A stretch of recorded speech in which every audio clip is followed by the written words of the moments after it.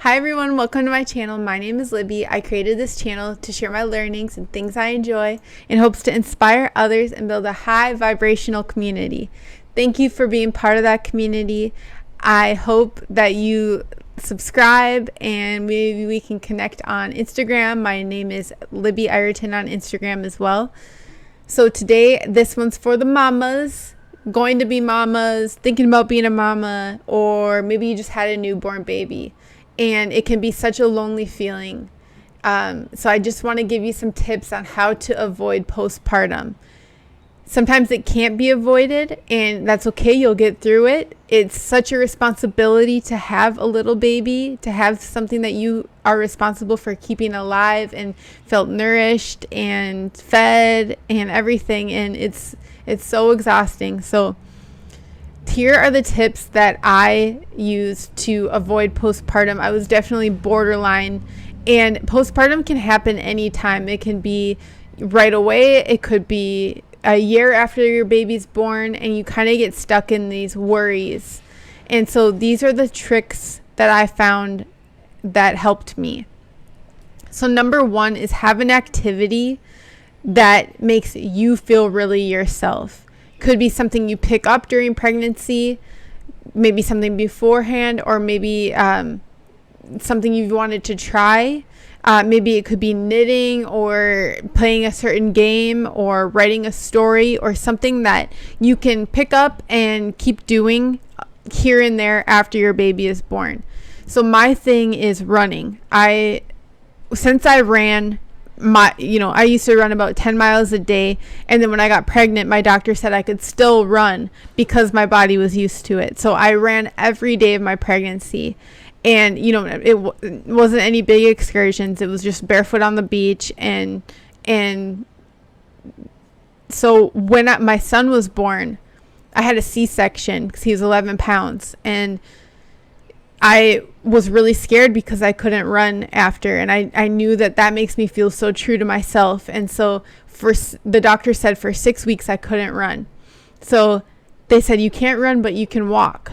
So I would go on the same paths. I would take the day after I got home from the hospital, my son and I went on an 8-mile walk. I lived in LA at the time, and we went all the way to the Santa Monica Pier.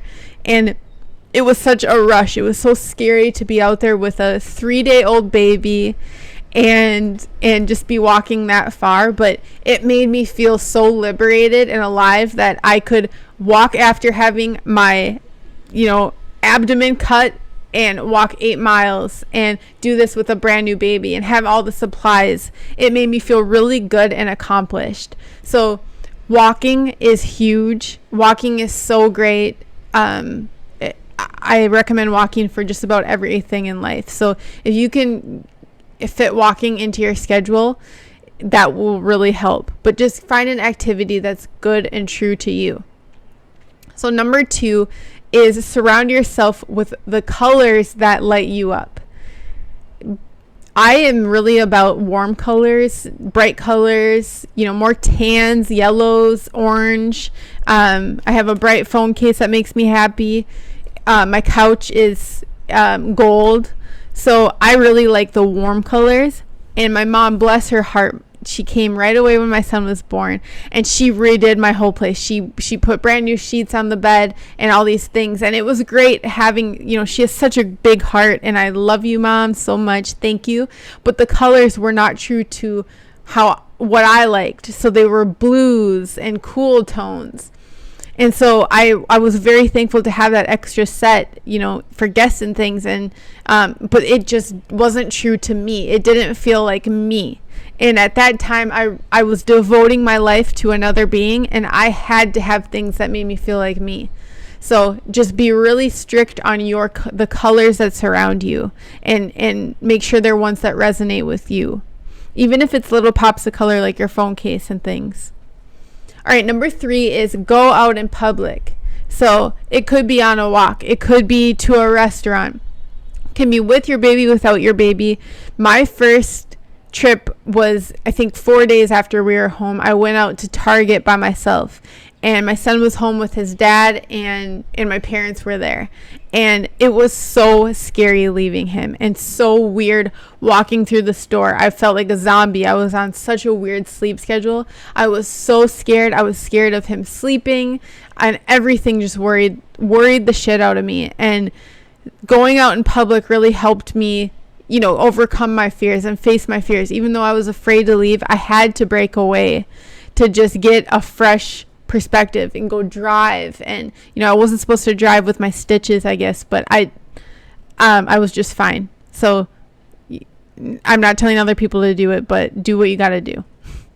All right, number 4 is listen to music or podcasts that resonate with you. Maybe there's one that you listened to before you had a baby, before you're even pregnant.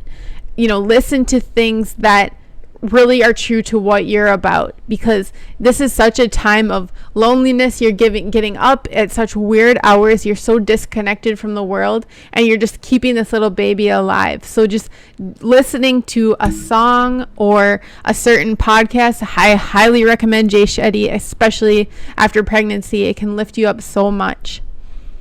All right, number 5 is interrupt the worry story. So my mom had got postpartum a year after I was born, and it was just these stories in her head kept playing and playing and just took her over. She just followed that storyline, and it just leads you to this dark place. So the moment you find yourself in this worry story, try to interrupt it. Try to replace it with 5 positive thoughts. My baby is happy, healthy. I'm creating breast milk. I have formula, or I have enough diapers, and my son or my child has a deliberate will to be here. So they're going to decide their will. This is in God's hands. Just think of anything positive to interrupt that story.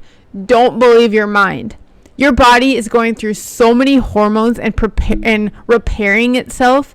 So after pregnancy, you lose so much blood, and that loss of blood can lead to so much anxiety. The body is trying to just survive. And so your brain can go into all kinds of dark spots. So just interrupt those worries. These are just hormones. These are just, worries. I'm going to get through this, and I'm going to be stronger, and we're going to have a beautiful family no matter what happens.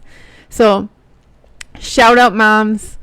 You are the strongest people. We got to have each other's back. If you're a new mom and you ever want to connect, I'm here for you. I'd love to talk with you. Let me know if these tips helped at all, and I would love to hear yours as well. All right, much love, and I hope these helped.